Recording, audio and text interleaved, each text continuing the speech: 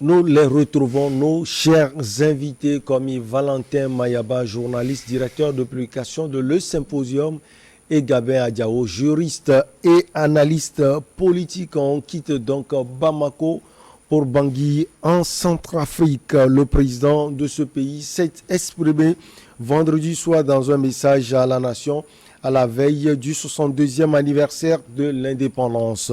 Le chef de l'État s'est dépeint en défenseur de la souveraineté du pays et sur le sujet de la loi fondamentale qui crée des remous dans son pays, sensible aux aspirations profondes du peuple.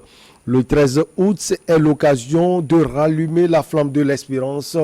Attaque Faustin Archange Touadéra, la manifestation de notre volonté comme de construire un État souverain et démocratique, poursuit-il. Nous voulons prouver que nous sommes un peuple qui sait d'où il vient, un peuple qui sait où il va, un peuple qui sait ce qu'il veut. En conclusion, comme Valentin Mayaba, on a vu des manifestations à Bangui à travers quelques villes du pays ces derniers temps, demandant officiellement au président Faustin Archange Touadéra d'organiser un référendum pour changer la constitution. Ça va être fait selon le président de la République. C'est ahurissant, hein? Quand j'ai lu ce qu'il a dit, ça m'a fait rire un peu parce que nous savons comment les choses se font. Vous savez même, il y a un mouvement qui s'appelle le MCU, un mouvement des cœurs unis. Ouais, c'est son parti d'ailleurs. C'est son parti d'ailleurs, qui avait lutté de tout vent pour pouvoir sauter les verrous, je crois, en 2020, pour ne pas permettre, enfin, pour qu'il n'y ait pas limitation de mandat. Il y a eu cette communauté internationale qui a pesé de tout son poids. Il y a aussi des institutions qui n'ont pas marché et ils ont adopté. À l'état actuel, nous savons que tout ce qui est en train de se faire par rapport aux manifestations, c'est le président Touadéra qui est en train d'instrumentaliser les gens pour dire c'est le peuple qui me demande comme ça se passe ailleurs. Non, nous savons comment les choses se passent. Aujourd'hui, on ne peut pas dire que la Constitution, que vous vous êtes donné comme la Bible, vous êtes donné des moyens de la Constitution. C'est la Bible. On parle de la Constitution. C'est la Bible d'un État. On ne peut pas sortir du jour au lendemain comme ça, passer à la changer en tout bout de champ, je ne pense pas. Mais ici, il se dit que bon, le peuple demande que ça se fera, et puis nous savons quel peuple. Et donc, vous savez, il faut chercher quand même à respecter, à faire respecter aussi nos institutions. Aujourd'hui, et comment le Centrafrique aujourd'hui, c'est un État que vous connaissez qui a eu des difficultés inouïes sur tout le plan. Beaucoup de difficultés, voilà, actuellement même.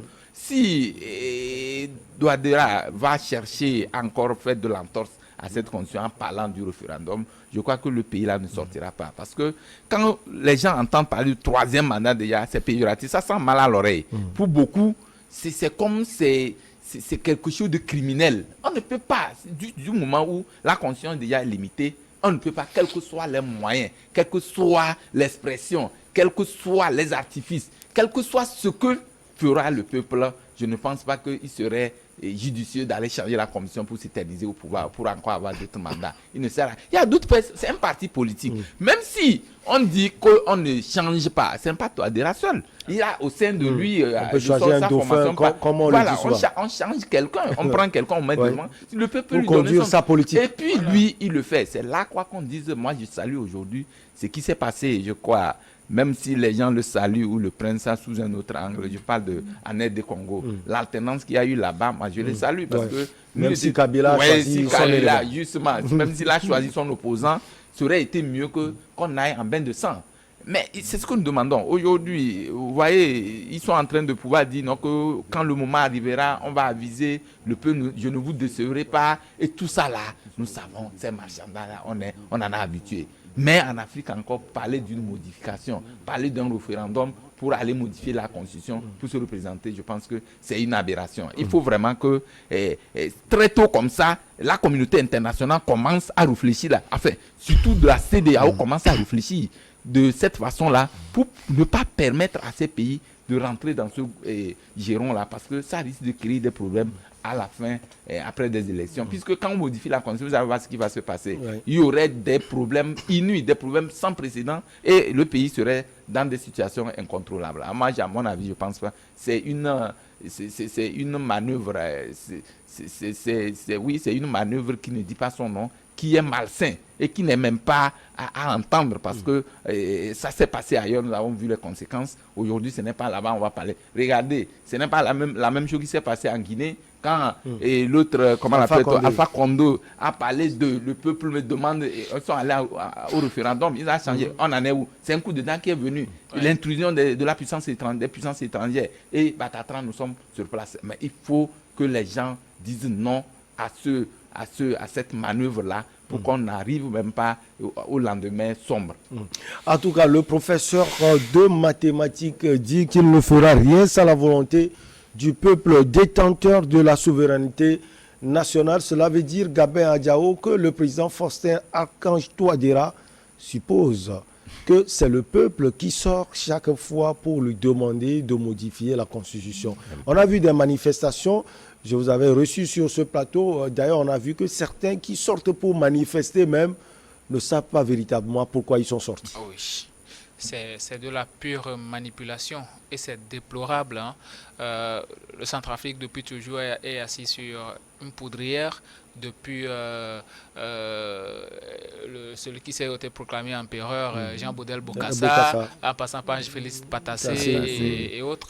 Ce pays n'a jamais connu, François Bouzizé, et tout. Ce pays n'a jamais connu de paix. Et aujourd'hui, Archange Touadéra, qu'on voyait comme un messie, aujourd'hui est en train de prendre une autre dimension, et le pouvoir est en train de lui monter à la tête. Il est en train de manipuler la population. C'est vrai, la plupart des manifestants qui sortent dans la rue ne savent même pourquoi ils sont sortis.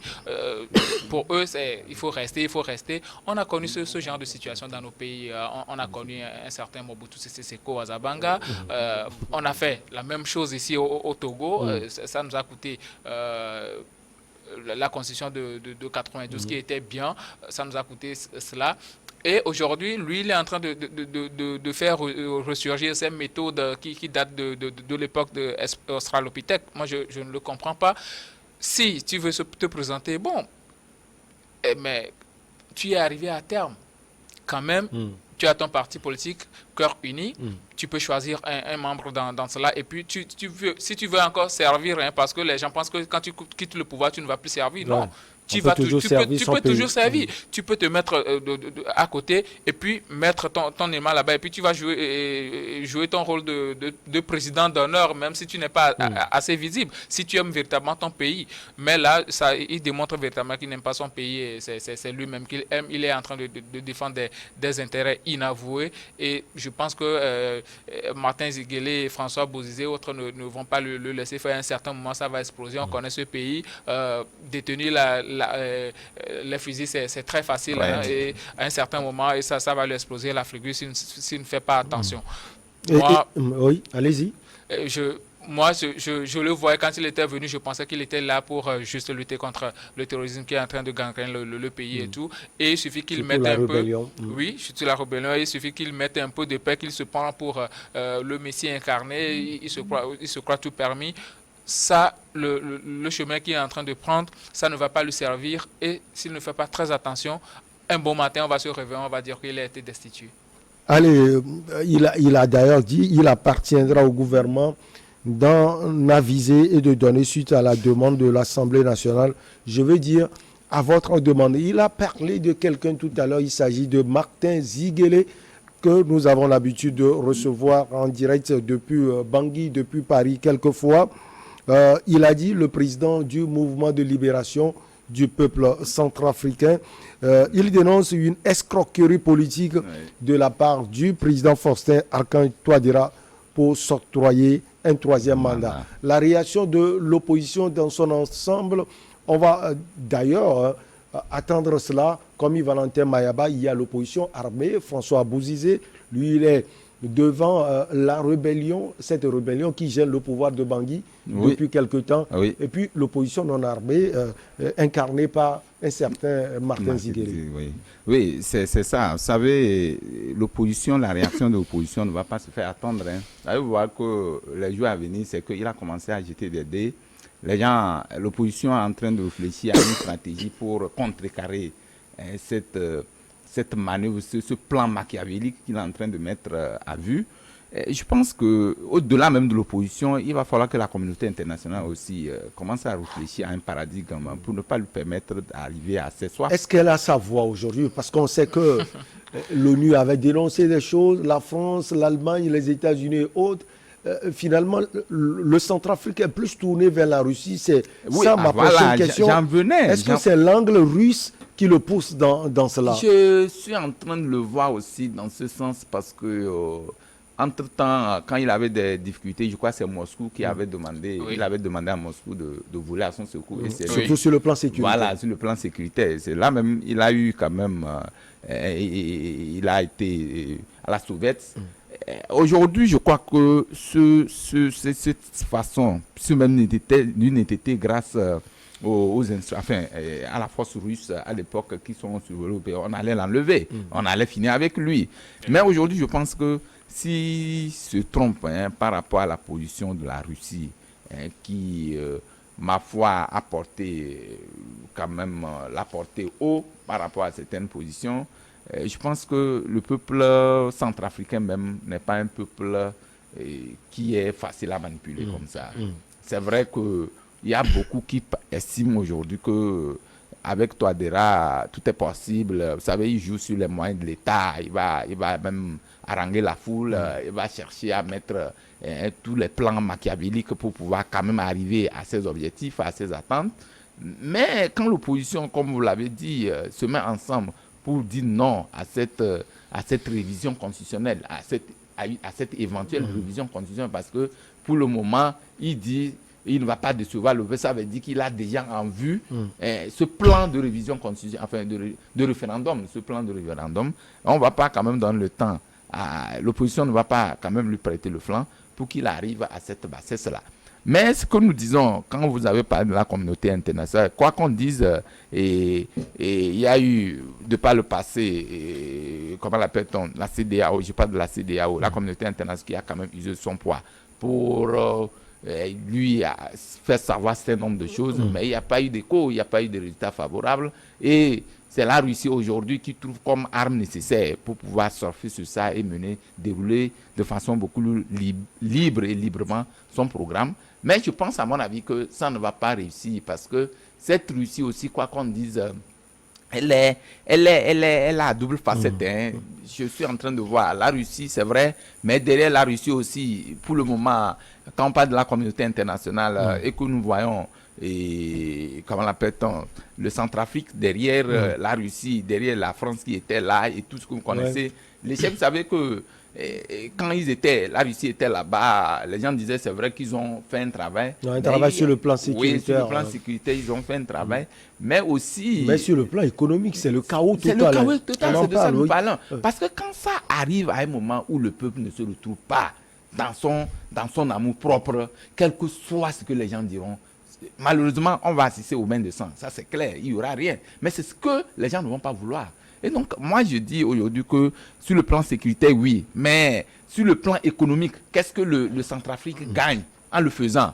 Je ne pense pas. Donc, rien n'est plus fort que le peuple. Là. Moi, c'est ce que je dis. Rien n'est plus fort que le peuple. Si le peuple décide aujourd'hui, ça va faire de façon à ce que, bon, comme ça se passe ailleurs, vous sortez aujourd'hui, le soir, d'autres sortes, ou bien il y aura des croisades, il faut instrumentaliser les choses. C'est ça qui va se passer et c'est dommage. Quand ça se passe comme ça, je crois qu'on déplore beaucoup ces situations-là. Nous sommes en Afrique, il faut faire les choses bien. Moi, je dis, les référendums, les modifications constitutionnelles, il faut que les gens fassent l'effort d'enlever ça de leur tête, de ne pas mettre ça dans leur agenda. Puisque quand on dit, il y a ceci 2 ans par 2 mandats, on quitte.